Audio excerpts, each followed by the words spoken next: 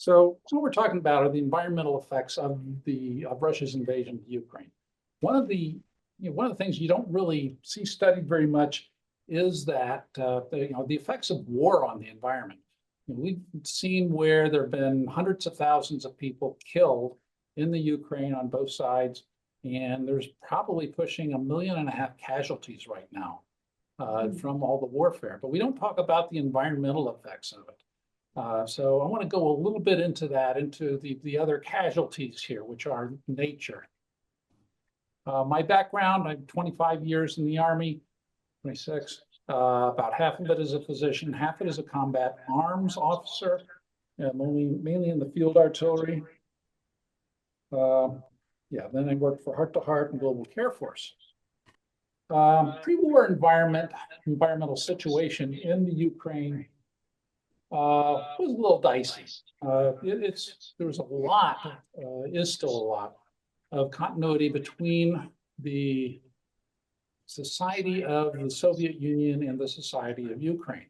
Yes, they are different nationalities, they speak different languages, but the system of governments is the same, and a lot of the patterns of relationships were the same. There was a lot of corruption, particularly early on in Ukraine's independence, and especially back into the Soviet times. Ukrainians are no strangers to genocide. They had the Holodomor, which killed someplace around 20 to 30% of their population, which was a forced starvation event engineered by Stalin to break the will of the Ukrainians. But the Ukrainians have been around a long time. They started out as Cossacks back in the 16th century, 15th century. They were eventually conquered by the Polish, who then were dismembered by the Russian Empire and Prussia and Austria-Hungary, with most of the Ukraine going over into the Russian Empire. And there they remained until the Soviet Revolution, and during that period of time, Ukraine gained a brief period of independence in 1921 to about 23. They were conquered by the Red Army, and they were reincorporated into the Soviet Union at that time. And at that time, they remained there through the Great War. Much of the World War II was actually fought across Ukraine. So all the big battles that went back and forth, all the drive towards Stalingrad and then Kursk, and the rest of these big armored battles occurred there. And with the associated environmental damage and human damage. But after the war, this was built up. So they really concentrated on industrial output then.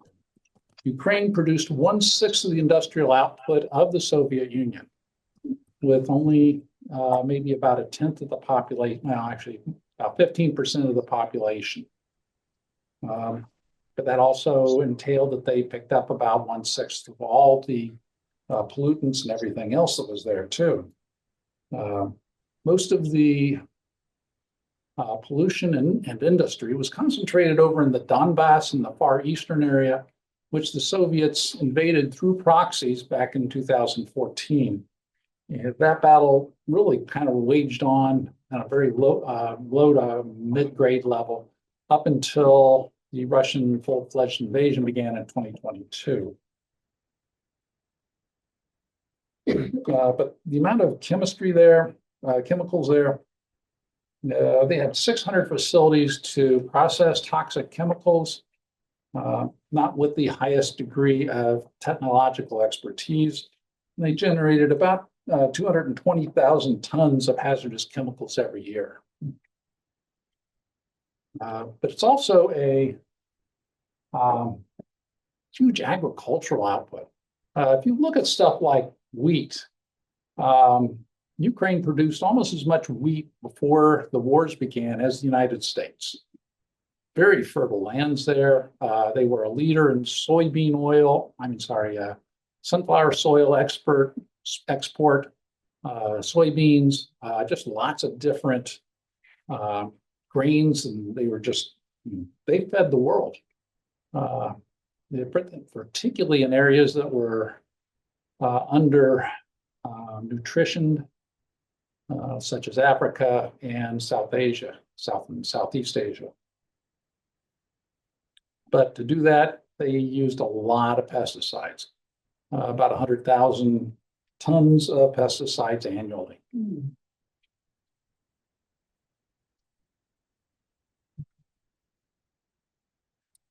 So when the war began, that didn't make any of the stuff any better. So as the war began, one of the things that the Russians did was they particularly targeted industrial sites. So you have sites where they were trying to destroy the industrial bases to break the will of the Ukrainians. And so they would target these places. And with release of all sorts of toxic chemicals, and with anything downstream or in that area being really a problem.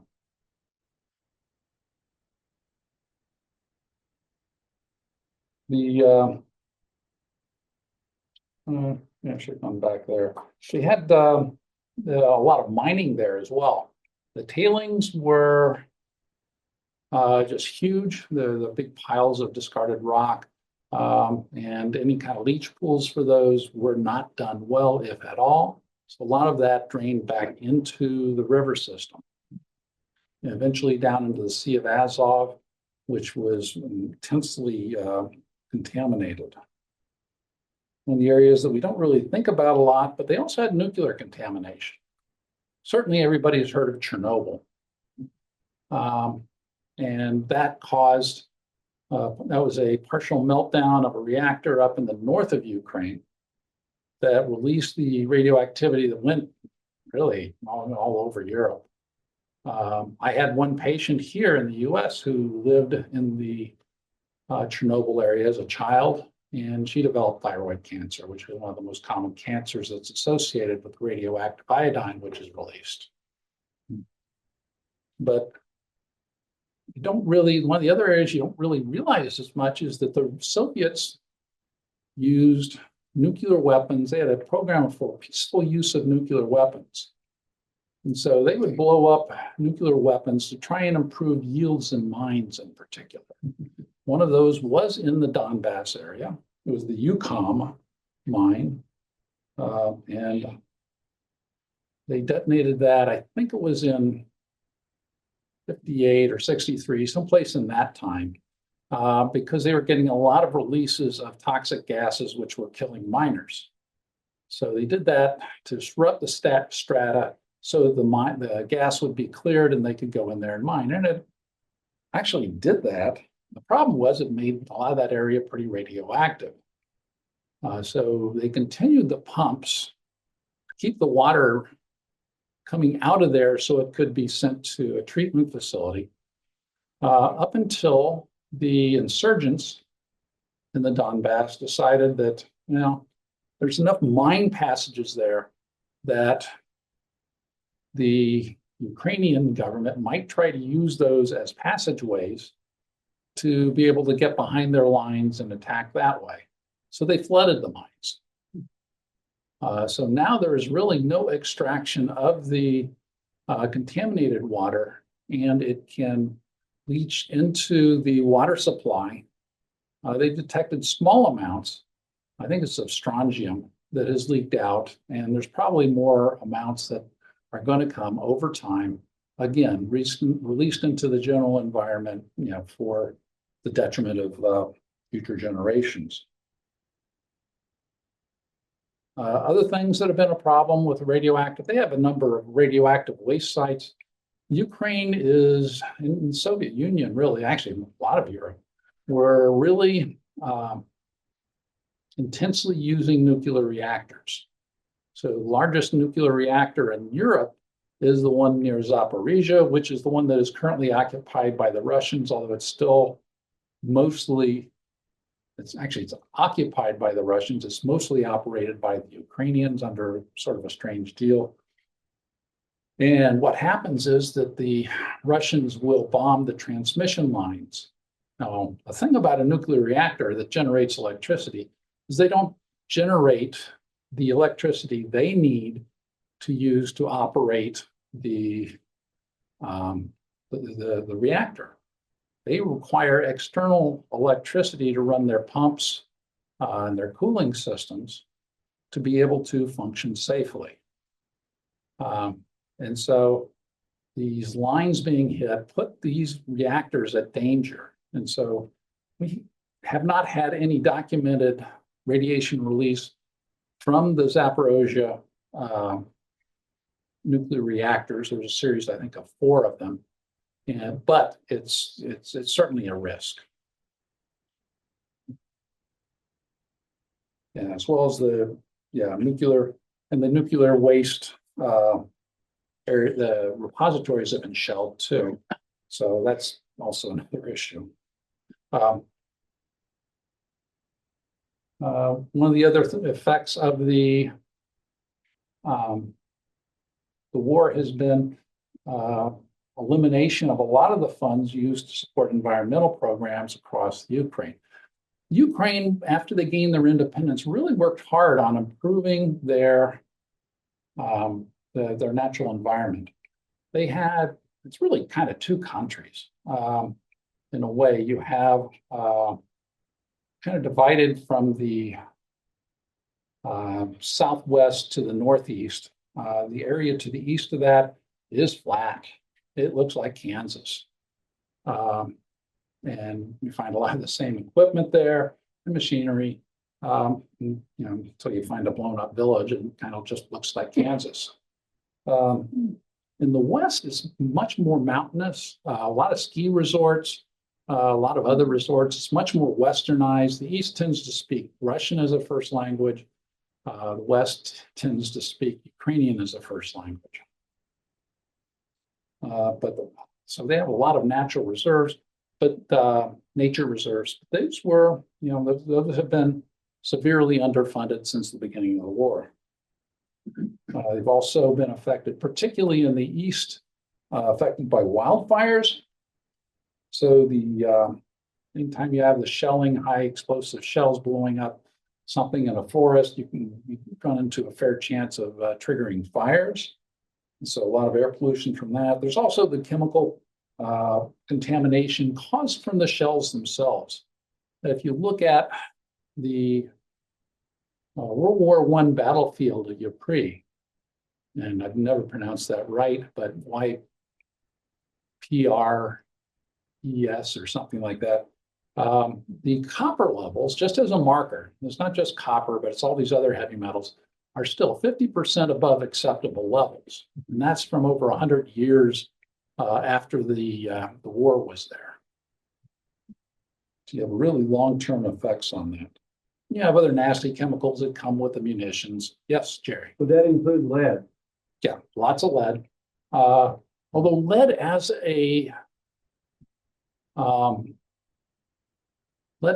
an artillery component is much less than it was. At the beginning of World War I, there was you hear a shrapnel. Shrapnel is actually a very specific type of artillery shell that is designed primarily as an anti-personnel. And it is a sort of a sleeve with a lot of really basically lead marbles in it. And it's used for direct fire onto infantry. Most of the casualties now are caused by shell fragments, which are usually a tungsten steel that are exploded with these very sharp fragments that just go flying all over the place. So there's much less lead contamination now than there was.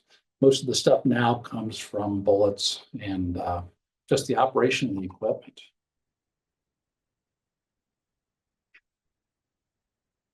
One of the effects of the conflict is just a land degradation. For farmers in here, when you have a 60-ton tank drives across a nice fertile field, what you're going to do is you're just going to squish everything down to a level of a couple of feet and just really compress it to where you kill off a lot of the animals that are inside. and you deaerate the soil to where it's not going to be particularly productive for a number of years. We actually had that monetized when we were over in Germany. We would go on field exercises when I was in the field artillery, free field exercises around the German countryside. While we would try to be careful about where we went, sometimes you would park field artillery battery, and these aren't really heavy ones. They're maybe 25 tons vehicles, armored vehicles, in a tree line, trying to hide them. And you would have, I mean, following right behind your column was a little German accountant who would come through and measure out the tracks that you did and kind of make some notes on the fertility of the soil, and government would write them a check right after that. Because you can easily monetize the damage done to the fertility of a field just by the tracks going across there. Of course, that's not being done here. Anytime you destroy vehicles, you're going to release a lot of hydrocarbon, a lot of fuel, and the shells themselves can contain all sorts of weird stuff. Is there an idea how many tanks are in that, destroyed all over? Right. The Ukrainians don't admit it, and we don't usually publicize it much. But the Russians are estimated to have lost around someplace between 3,500 and 4,500 tanks. And then you have lesser sized armored vehicles that get destroyed in even larger numbers. So a lot of those are, and they leak. Russian tanks are designed poorly. There's no separate compartment between the ammunition and the crew. So if you get a penetrating shell that hits there, usually you'll set off the explosive rounds that you have stored in there, and you just blow the turret, whole turret blows up. So they're very non-survivable as vehicles, but it just scatters stuff all over.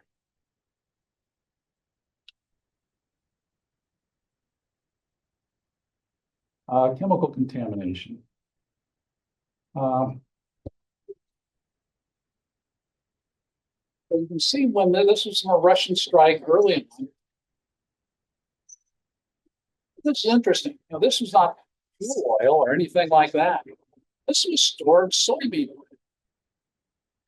So even stuff that you think is pretty innocuous, you hit it with a high intensity enough shell that generates enough heat, you can set a lot of different things on fire. And so what that did was, that was a 15,000 gallon tank that a friend of mine saw, took the video of, and the tank ruptured, and all this concentrated soybean oil, maybe it was sunflower oil, one of the two, drained right down into the river and down into the Sea of Azov. And I don't want to guess what kind of toxicity that was for the fish there, but it was, probably not good. Probably a big algae bloom and deoxygenating it and killing everything around there.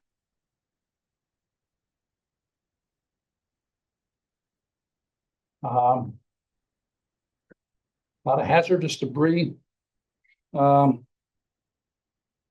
There were just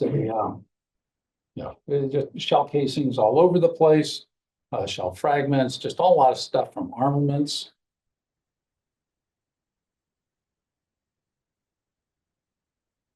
About 30% of the natural reserves were affected. They ended up being objects of combat, trying to capture the positions within them across primarily eastern and northern Ukraine. And other effects on the wildlife were barriers. So you've seen the pictures of all the barriers that they put up for defensive barriers. Well, what you're doing is you're blocking off all the egress and access routes for any animals that would be moving around out there.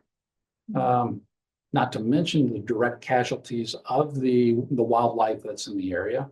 And one of the things that we really have no idea, but we know it's not good, is the effect on the animals. It's just a loud noise. when you have multiple explosions going off around animals, you're going to have some, pretty significant effects on them as well. Landmines are ubiquitous. They have, now Ukraine's a big country. It's about the size of Texas. And it is currently the most mined country in the world. And even after removing about 20% of the mines in the Ukraine, there still is an area the size of the state of North Carolina. And if you've ever driven from, southeastern North Carolina up to Asheville, it's a long state. And that is the size of the area that is still mined right now in the Ukraine.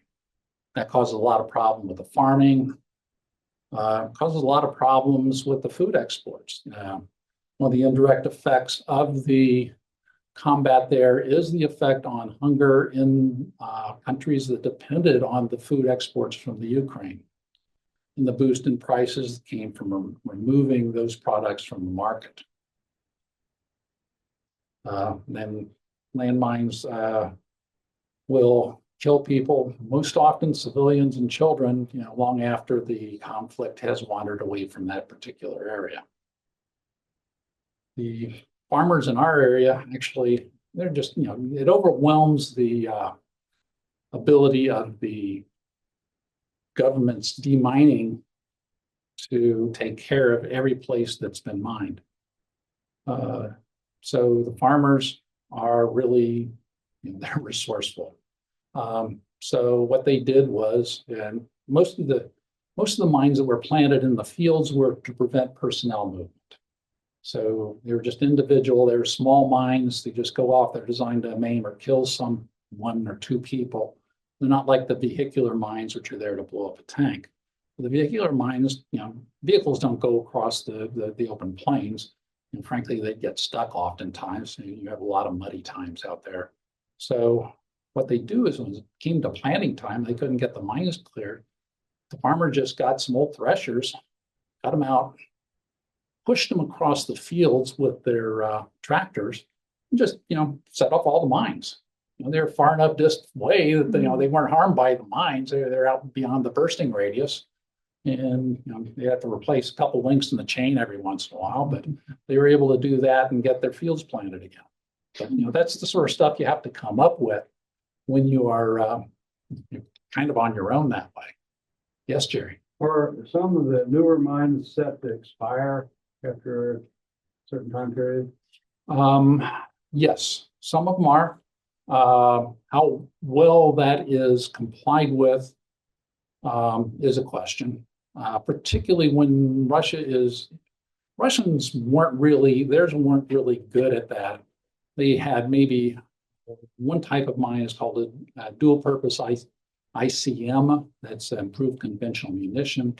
They're fired in canisters from either missiles or from artillery shells and designed to scatter about a certain area where they can go and then be a mine for some, and induce casualties that way later on. And those are supposed to go off in 2 or 3 days. And in the US, we have a dud rate where they remain active for about 2%. At least that's our advertised rate. The Russians, it was around 30%.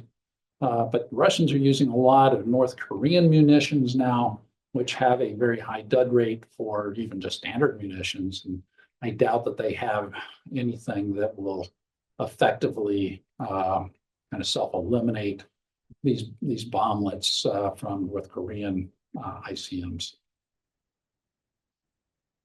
And the regular mines,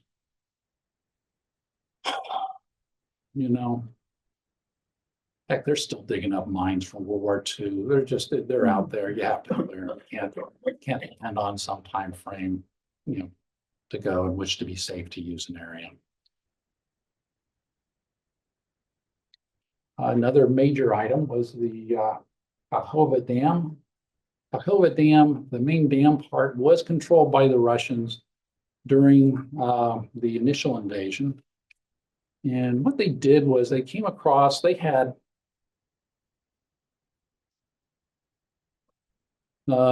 They are really good at what's called hybrid warfare. So they combine buying off governors, generals, and stuff like that.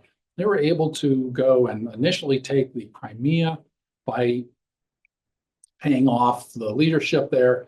And then when the main invasion started, that was in 2014, when the main invasion started in 2022, they were able to just drive right up the isthmus, a very easily defended area, and get the southern Ukraine because they bought out the mayors, they bought out a couple of other, military officials that were in that area. Problem is that eventually they ran out of people that they had bought, and so they actually advanced as far as Mykolaiv, which isn't on the screen, but it was actually where I base out of before we go out to the villages when we're down inside Ukraine seeing the villagers. And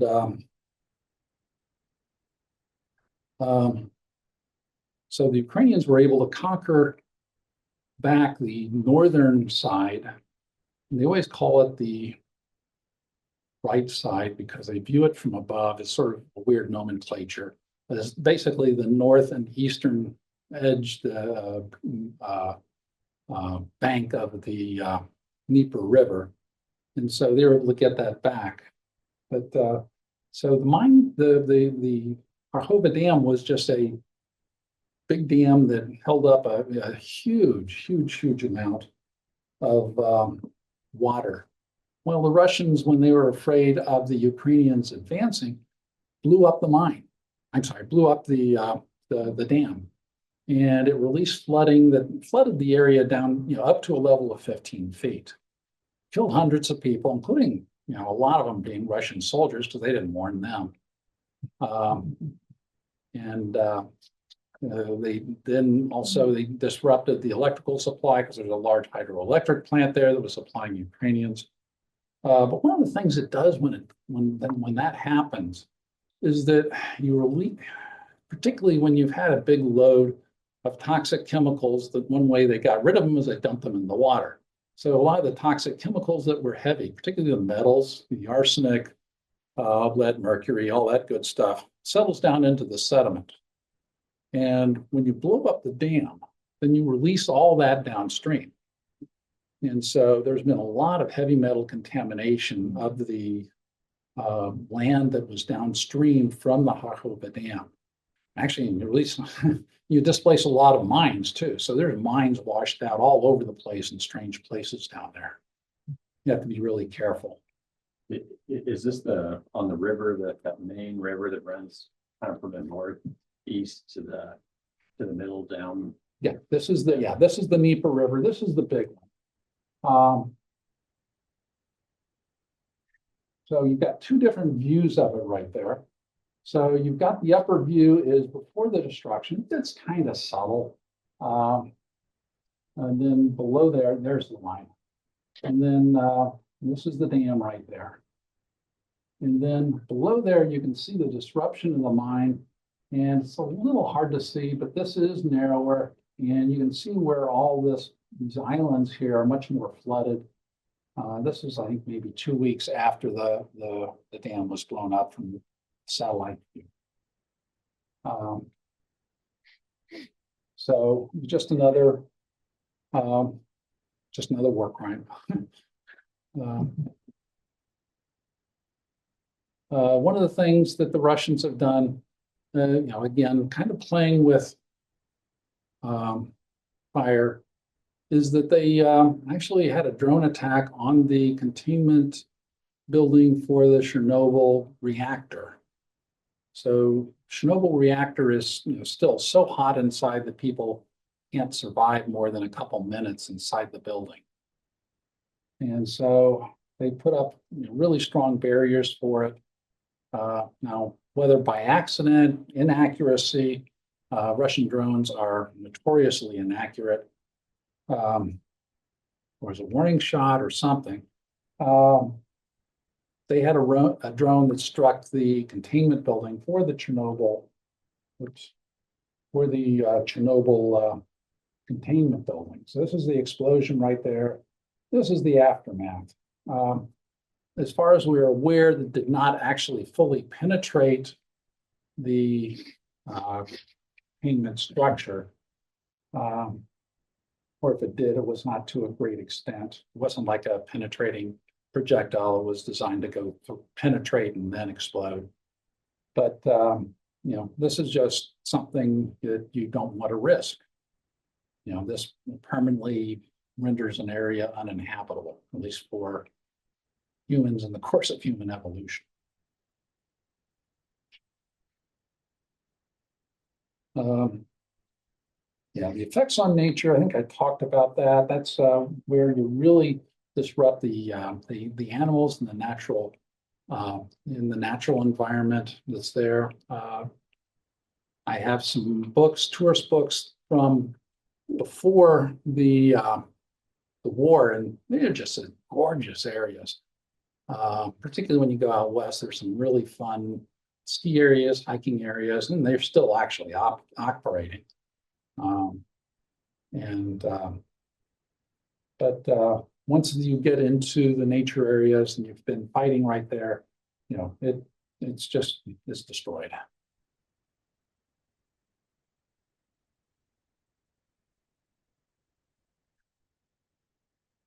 And the forest fires have the same effect that forest fires do here, which is CO2 production, all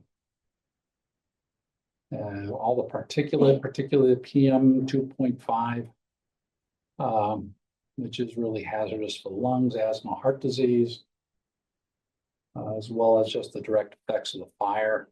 Again, really common in here. There actually are radar systems that will track fires worldwide, and that was one of the methods of showing the intensity of the fighting along the front there, was to actually take a look at where the fires are existing by satellite. Maritime environment was certainly affected. Russians have employed these fleets of non-seaworthy shadow tankers to be able to transport fuel oil in contravention to the not an embargo, but the trade deals that have been established where you cap the price of the fuel. Most of the fuel is being bought by India and China, but they're transported over. And this is one of the two ships that just recently broke up in a storm on their own in the Sea of Azov. It's sort of hard to do a good, thorough cleanup of a big oil spill in a combat zone. So that all just kind of settles down and will eventually degrade, with whatever effect that's going to have on the animals that are there present. But you do have a number of ships. The Ukrainians have figured out really good ways of destroying Russian military vehicles in the Black Sea with their sea drones, and there's some of that too. But a lot of this comes from the tankers, the Russian tankers that have problems, as well as there's some Russian strikes on Ukrainian, actually it's third-party freighters that were servicing Ukrainian ports. None of them have sunk, but a number of them have hit. And one other area is the effect on greenhouse gases from combat. So you can kind of get an idea. I think it's visible from where you are. A lot of it just comes from the land warfare. You have a lot of CO2, excess CO2 that's generated from the operating of the vehicles, from the explosions. And that's the majority amount.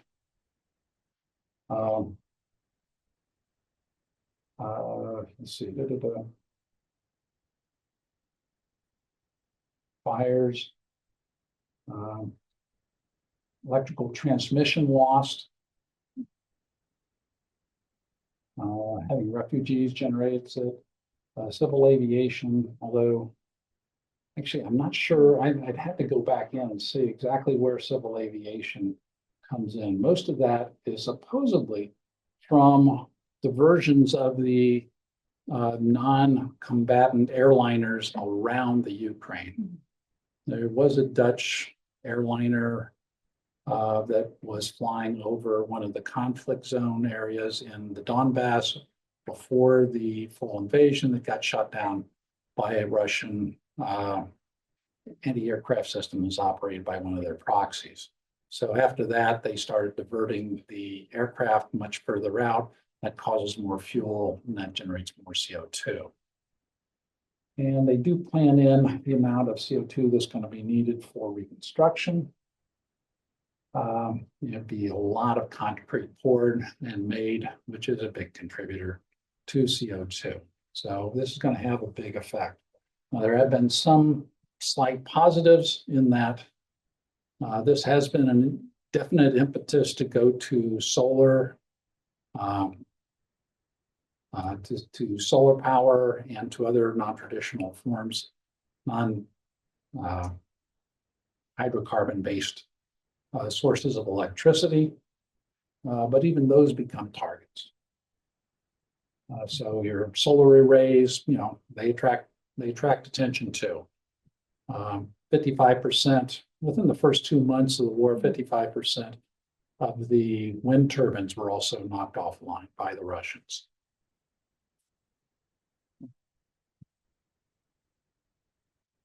So what can we do about it? One is to get a just end to the war.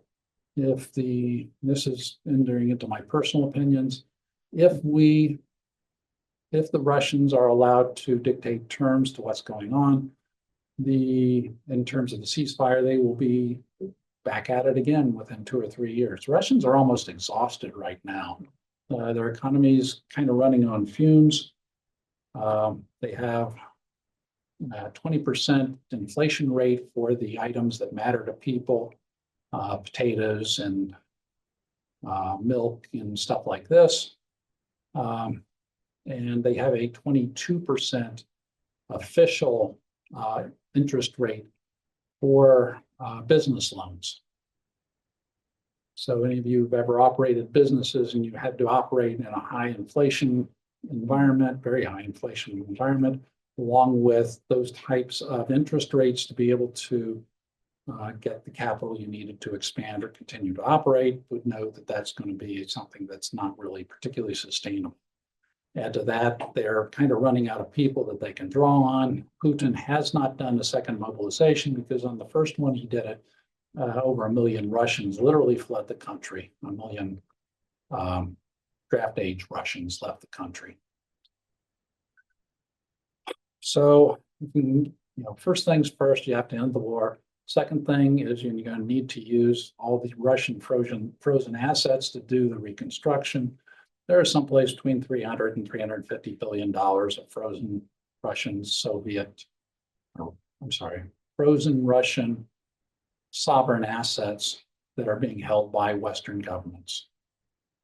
And those can be used to fund the reconstruction. It won't cover everything, but it will cover a lot. And you'll be able to repair the place, repair the country, and certainly bring it to a much better state than it is, and actually a much better state than it would have been if the Russians hadn't invaded.